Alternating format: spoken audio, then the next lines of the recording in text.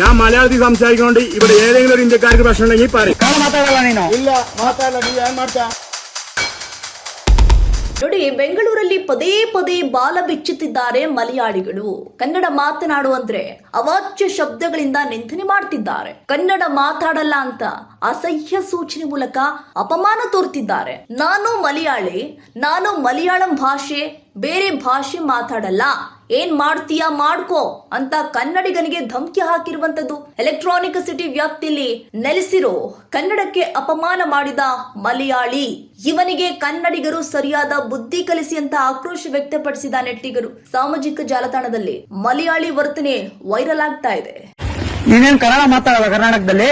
ಇಲ್ಲ ಮೈರ ಜಂದು ಪೂರಾಣಿಕ ಕನ್ನಡ ಮಾತಾಡಲ್ಲ ಕರ್ನಾಟಕದಲ್ಲಿ? ಅದ ಇಂಡ ಫ್ರೀಡಮ್ ಮೈ ಫ್ರೀಡಮ್ ಫ್ರೀಡಮ್.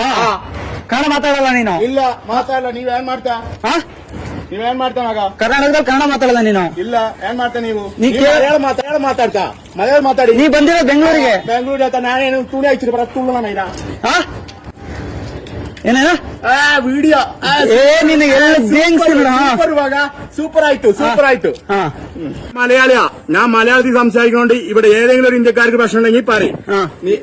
മലയാളിയാ, ഞാൻ മലയാളത്തിൽ സംസാരിക്കൊണ്ട് ഇവിടെ ഏതെങ്കിലും ഒരു ഇന്ത്യക്കാർക്ക് പ്രശ്നം ഉണ്ടെങ്കിൽ പറയും.